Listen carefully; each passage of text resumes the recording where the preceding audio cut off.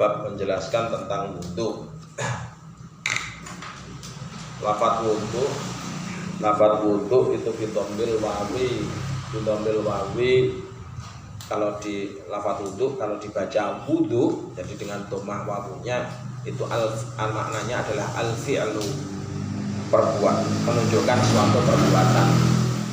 Jadi kalau dengan dhammah dibaca dhammah maka artinya adalah suatu perbuatan. Perbuatan apa? Wa huwa isti'malul ma'i fi a'dha'in makhsusatin muftatahan biniyah. Jadi kalau menggunakan lafaz wudu dengan dhammah wawunya berarti artinya adalah yang dimaksud adalah isti'malul ma'i, jadi penggunaan air fi a'dha'in makhsusah, di dalam anggota-anggota yang sifatnya tertentu, muftatahan biniyah, yang diawali dengan niat. Tuh, kalau bagaimana kalau misalkan di fathah bahwa al-muraduna wa bi fathiha ma yutawaddau bihi. Kalau di fathah, jadi kalau di fathah maka artinya bukan isti'malul ma, tapi artinya adalah ma yutawaddau bihi. Jadi sesuatu yang dipergunakan untuk wudu. Jadi kalau dibaca wadu maka artinya adalah sesuatu yang dipergunakan untuk wudu. Jadi berbeda antara wudu dengan wadu. Kalau dalam hadis itu biasanya ada yang disebutkan dengan istilah wadu, ada juga yang disebutkan dengan istilah wudu. Dua-duanya berbeda artinya. Jadi dua-duanya berbeda artinya. Wakilah bi fathiha fihima. Kadang-kadang ya dua-duanya baik istiqmalul ma atau ma yutawaddu bihi, kadang-kadang ya dipergunakan dengan menggunakan lafaz wadu, tetap sama kadang-kadang. Wakilah bidommiha, tapi kadang-kadang juga baik air yang dipergunakan untuk wudhu atau penggunaan air itu sendiri itu kadang-kadang juga disebutkan dengan lafaz dhammah wudhu. Jadi secara bergantian. Tapi kalau secara komus, jadi secara komus itu yang digunakan adalah kalau menggunakan al-wudu berarti itu adalah isti'malul ma'i fi a'dha'in makhsusah. Tapi kalau wadu itu berarti ma yutawaddu bihi. Nah, yang dipakai oleh musannif itu adalah, atau yang dikehendaki oleh musannif dalam bab ini adalah yang bidommiha, yakni isti'malul ma'. Yang artinya bidommiha dengan kadzalika wal aslu fihi qabla al-ijma' ma ya'ti wa khabar muslim la yaqbalullah. Jadi hukum kalau dalil asalnya wudu sebelum ijma'. Jadi wudu itu hukumnya adalah wajib secara ijma'. Wudu itu hukumnya wajib secara ijma'. Bukan berdasar nas. Tapi wudu itu wajibnya adalah secara ijma'. Nah, jadi disebutkan wal aslu fihi qabla al-ijma'. Kalau dalil dasar sebelum ijma' adalah mayati dalil yang akan datang itu nanti di bawahnya di bawah disinggung. Terus yang kedua adalah khabarul muslim. Jadi ada hadis yang dari Imam Muslim, la yaqbalullahu sholatan bi ghairi tuhurin. Allah tidak menerima sholat tanpa bersuci. Tanpa bersuci ini dalil asalnya atau dalil dasar dari diwajibkannya wudu. Jadi ada dalam Al-Quran, ada Al-Hadis, ada ijma'nya. Nah, sebelum ijma' itu ada Al-Quran dan Al-Hadis.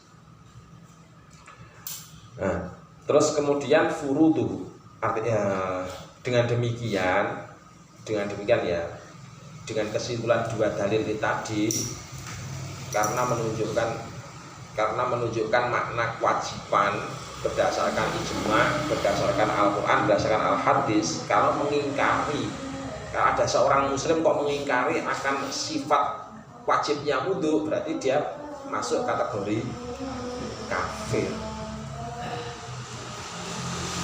Kalau ada seorang muslim kok mengingkari bahwasanya wudu itu wudu itu adalah wajib, maka bisa kafir dia. Soalnya ini sudah ijma. Jadi gitu ya. Karena ijma, jadi mengingkari ijma itu berarti hukumnya adalah kafir. Jadi khilaful ijma itu adalah kafir. Ijma itu apa sih? Disepakati oleh para ulama. Ulama siapa?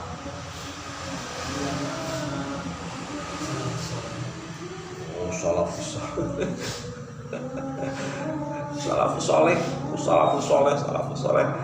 soleh itu maksudnya siapa? Bisa saja orang mengaku-ngaku salafus soleh untuk memudahkan.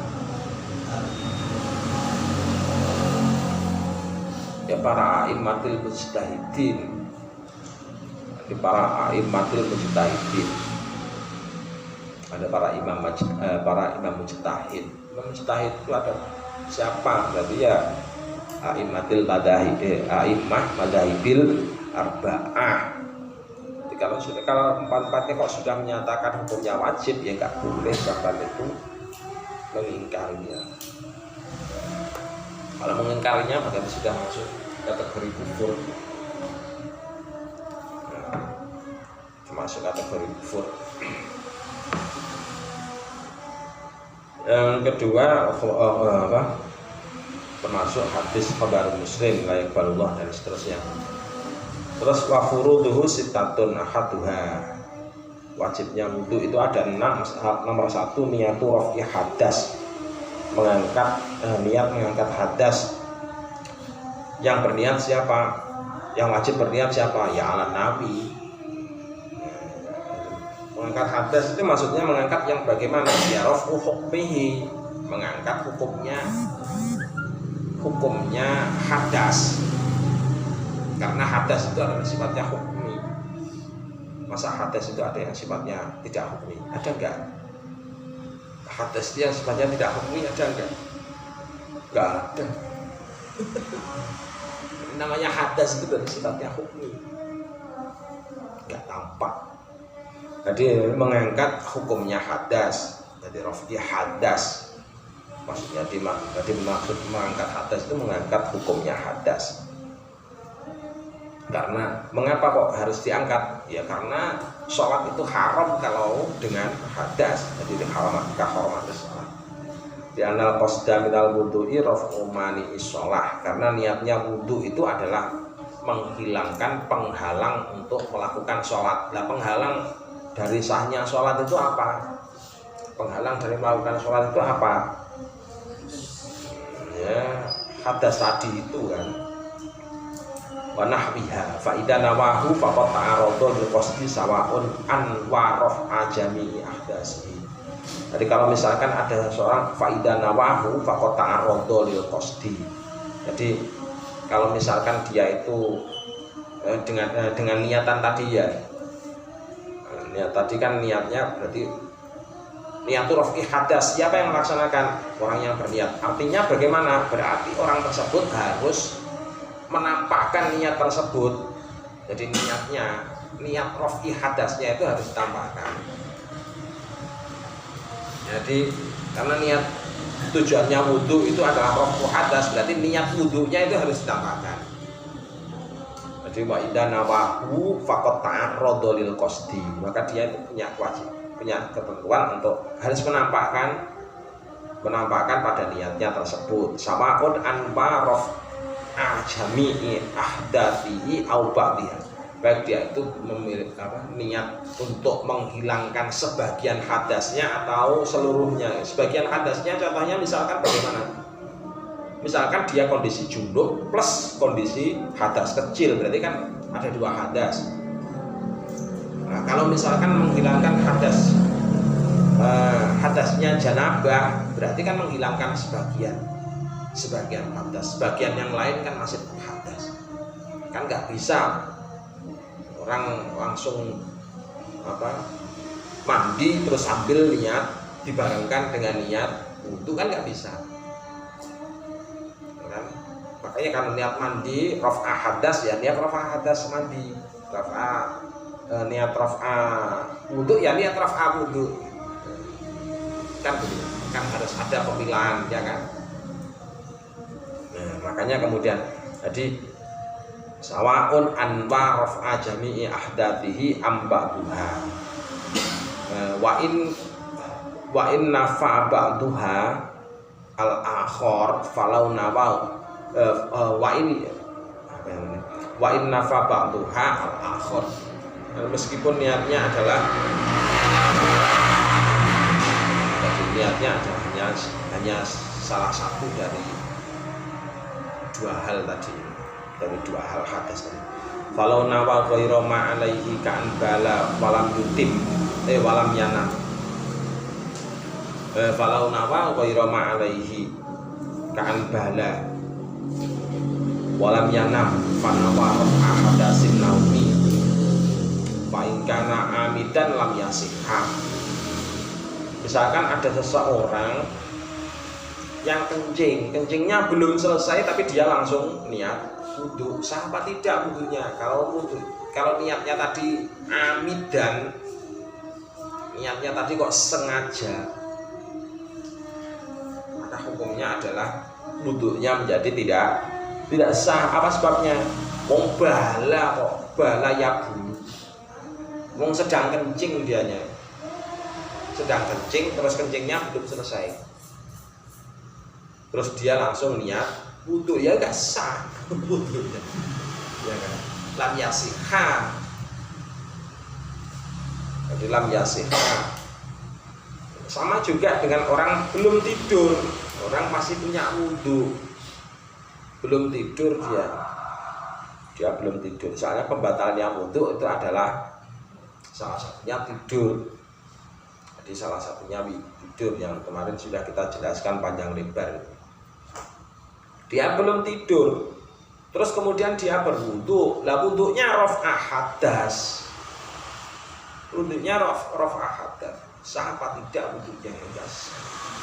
Jadi secara disini tadi fa in kana amidan lam yasihha, kalau dia niatnya kok sengaja maka enggak sah wudunya. Nah pertanyaannya, yang enggak sah itu wudu yang baru apa wudu yang lama? Yang lama. Kalau wudu yang lama yang tidak sah berarti sholat yang lama itu yang jadi tidak sah. Sholat yang dilaksanakan dengan wudu sebelumnya jadi tidak sah, dianggap sebagai batal wudunya. Jadi ibaratnya kan seperti itu. Au ghalaton, atau orang yang niatnya salah, misalkan salah niat, seharusnya dia itu niatnya adalah niat wudu saja, niat wudu untuk sunnah, tapi dia diniati dengan niat raf'a hadas. Akhirnya bagaimana? Kalau ghalaton yasihhu, kalau niatnya karena ghalat maka yasihhu, wudunya yasihhu.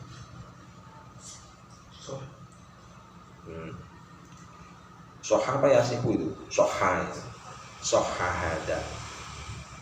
Nah, contohnya misalkan bagaimana li ghairi daimihi. Ini semua tadi itu berlaku untuk li ghairi daimihi, bukan orang penyandang hadas daim. Jadi bukan orang yang menyandang hadas secara daim,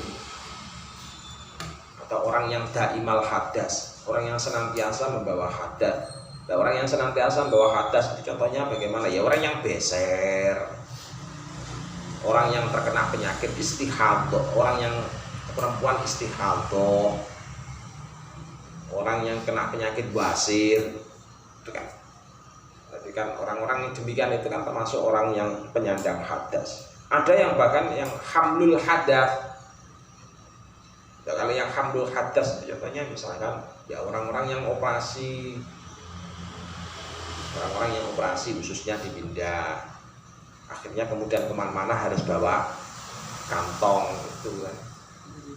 Atau orang yang jalan depannya itu dipasang kateter misalkan, untuk orang yang terkena penyakit prostat. Biasanya kan ada orang yang terkena penyakit prostat. Nah orang yang demikian itu kan kemana-mana harus membawa harus hamlul hadas, harus hamlul najis, ya kan, harus hamlul najis, membawa najis.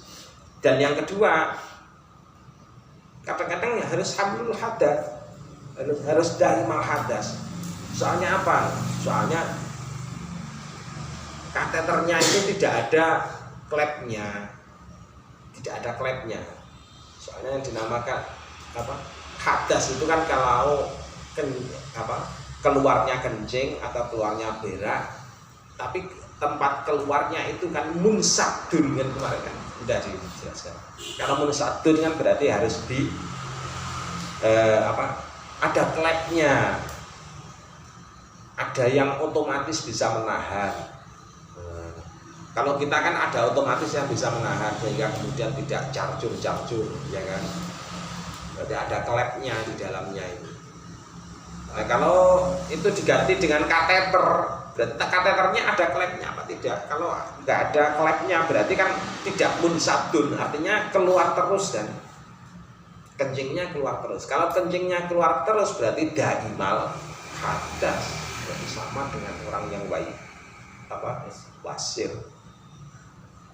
Sel seterusnya itu berarti sama dengan itu. Jadi tergantung pada ada atau tidaknya klep.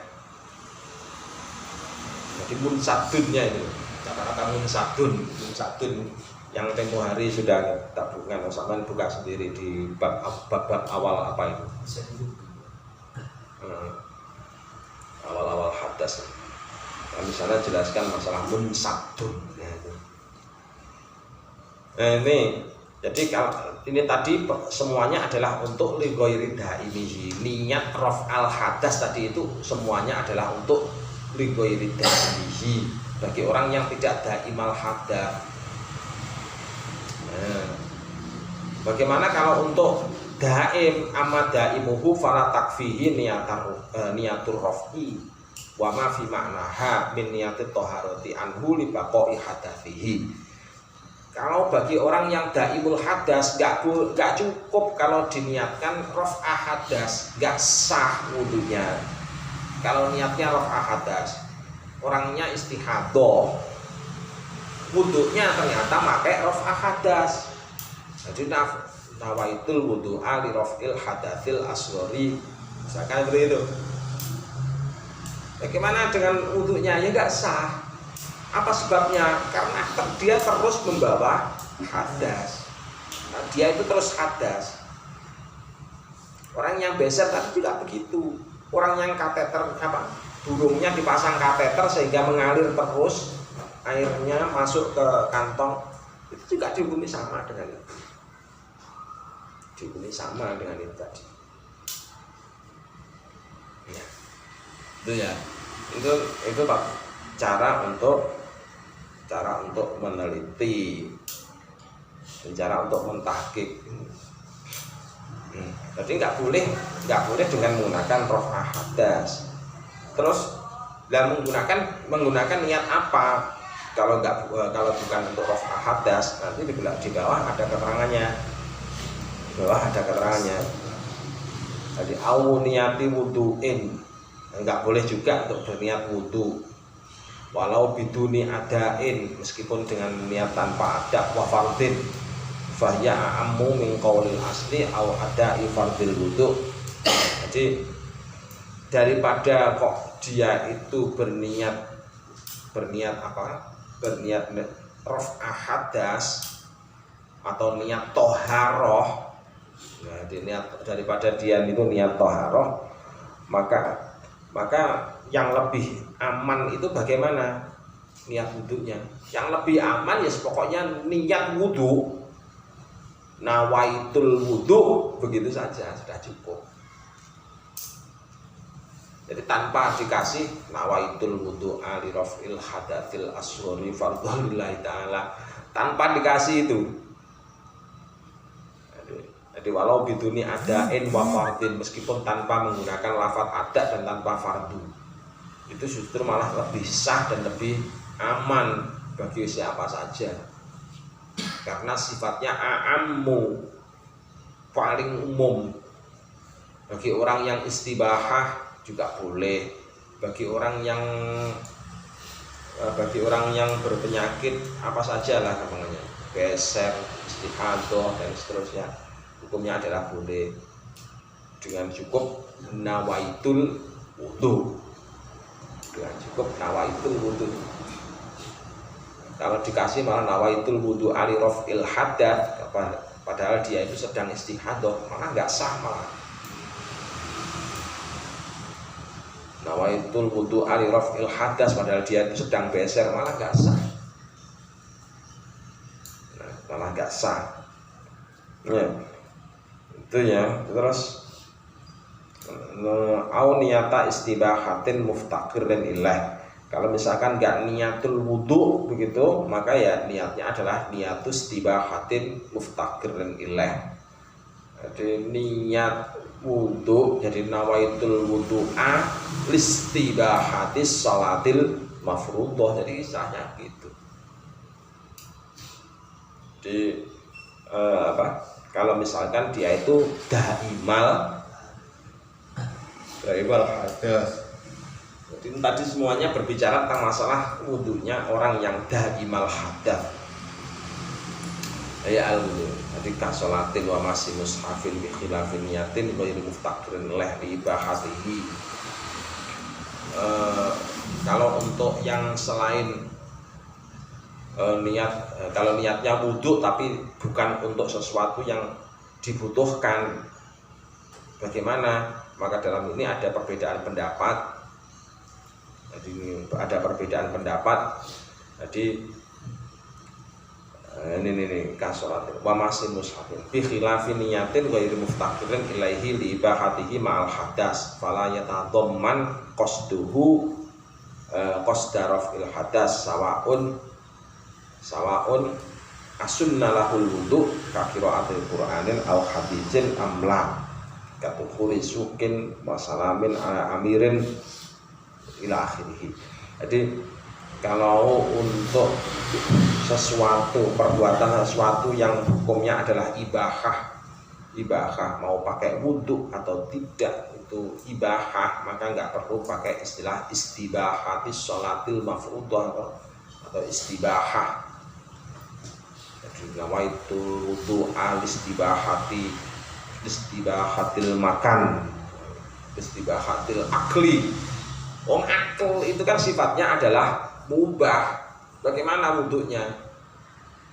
Ya nggak perlulah pakai istilah istibahah, itu nggak perlu. Atau pakai niat nawaitul wudu ali raf'il hadath, tapi mau makan, bagaimana wudhunya?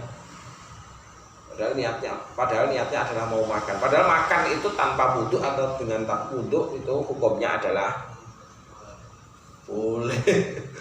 Nah, dalam kondisi ini para ulama ada perbedaan pendapat. Beda pendapatnya bagaimana? Kalau dilihat dari adanya khilaf, berarti ada dua versi. Berarti ada yang menyatakan hukumnya wudunya sah, tapi ada yang menyatakan hukum wudunya tidak sah. Jadi gitu. Berarti ada dua versi dan ya. Ada dua versi pendapat. Peniyatu syar'an qasdus syai'i muqtarinan bi fi'lihi fa in tarahu anhu sumya azman. Apa sih niat itu? Niat itu adalah qasdus syai'i muqtarinan bi fi'lihi, yaitu melakukan sesuatu atau sengaja melakukan sesuatu dengan yang dibarengkan dengan perbuatannya. Fa in tarahu anhu, kalau misalkan perbuatannya kok masih ditunda, kapan lagi? Jadi kapan waktu? Ada jeda waktu yang panjang, maka disebut dengan istilah azman. Jadi azman dengan niat itu berbeda. Kalau niat itu muqtarinan bi fi'lih, kalau azman masih ditunda kapan. Jadi istilahnya harapan atau cita-cita, kehendak, niatan. Wa mahalluha al-qalbu, niat itu tempatnya adalah di hati. Wal aslu fiha khabaru shahihaini innamal a'malu binniyat wa ta'biri bi ilaihi ay al-wudu aula min ta'birihi ila tuhrin. lafadznya lafadz istibahati muftaqirin ilaih, jadi ilaihi. Di situ menurut Syekh Zakaria Al-Ansori penggunaan lafadz ilaihi itu menurut beliau itu disebutkan sebagai aula dibanding dengan penggunaan lafadz istibahah muftaqirin ila tuhrin. Istibahah muftaqirin ila tuhrin, apa kira-kira rahasianya? Apa kira-kira rahasianya? Maknanya tuhrin itu apa? Suci. Maknanya tuhrin itu suci. Suci dengan alat suci dengan bersuci sama apa enggak? Beda. Orang yang hadas itu berarti orangnya sudah suci atau belum? Belum. Jadi orang yang hadas itu orang yang tidak suci. Makanya kemudian beliau sebutkan bahwasannya penggunaan lafadz ilaih itu yang rujuknya adalah ke wudu, jadi ai ilal wudu itu lebih utama dibandingkan kalau menggunakan lafadz muftaqirin ila tuhrin yang membutuhkan kepada kondisi suci. Berbeda dengan yang membutuhkan kepada wudu. Berbeda. Jadi menurut pertimbangan beliau adalah yang lebih utama kalau pakai istilah tuhrin. Pakai istilah ilaihi, ilal wudu, bukan kepada tuhrin. Tidak disandarkan pada tuhrin. Di annahu apa itu? Yuhimu sihhatal wudu. Jadi karena bisa kalau misalkan kok memakai lafadz tuhrin itu bisa menghadirkan salah duga. Jadi yuhimu sihhatal wudu. Apa yuhimu itu? Waham itu bagaimana? Ya salah duga. Salah duga itu bagaimana? Salah pengertian. Dan salah pengertian terhadap wudu, salah pengertian terhadap sihhatal wudu biniyatil mukti bil masjid. Sihhatal wudu itu maksudnya bagaimana ini? Salah pengertian terhadap sahnya wudu. Jadi maksudnya bagaimana itu? Kalau misalkan menggunakan lafadz tuhrin maka bisa menghadirkan yuhimu sihhatal wudu. Jadi maksudnya bagaimana itu? Sah atau tidak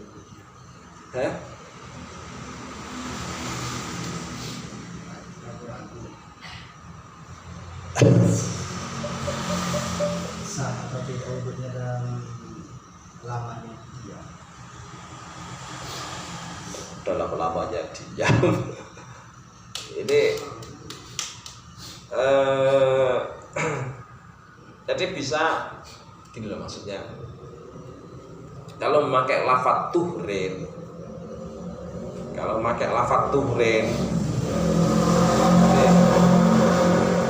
maksudnya memakai lafadz tuhrin pada lafadz ini lah istibahah muftaqirin ilaihi, yang ini kan syarahnya dari kalimat itu kan, penjelasan dari kalimat itu. Kenapa kok memakai muftaqirin ilaihi di situ?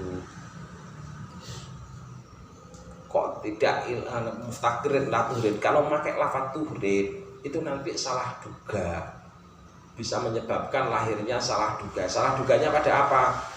Nanti dikira kalau kondisinya itu memang sudah suci. Dikira kalau kondisinya itu nanti sudah suci.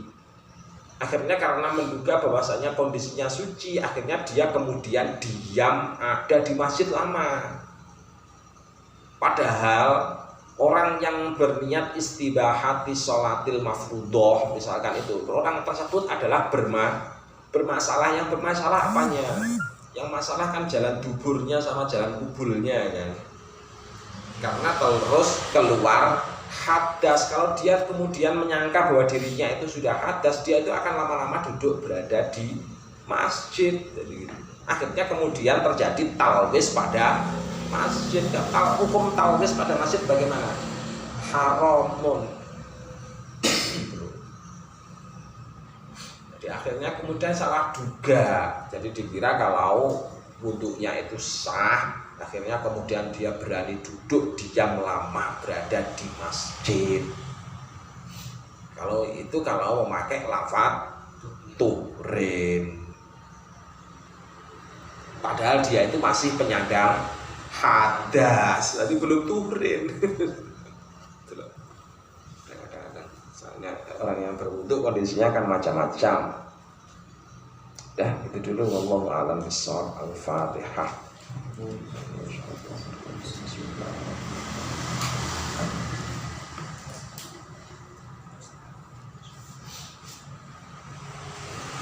Assalamualaikum warahmatullahi wabarakatuh.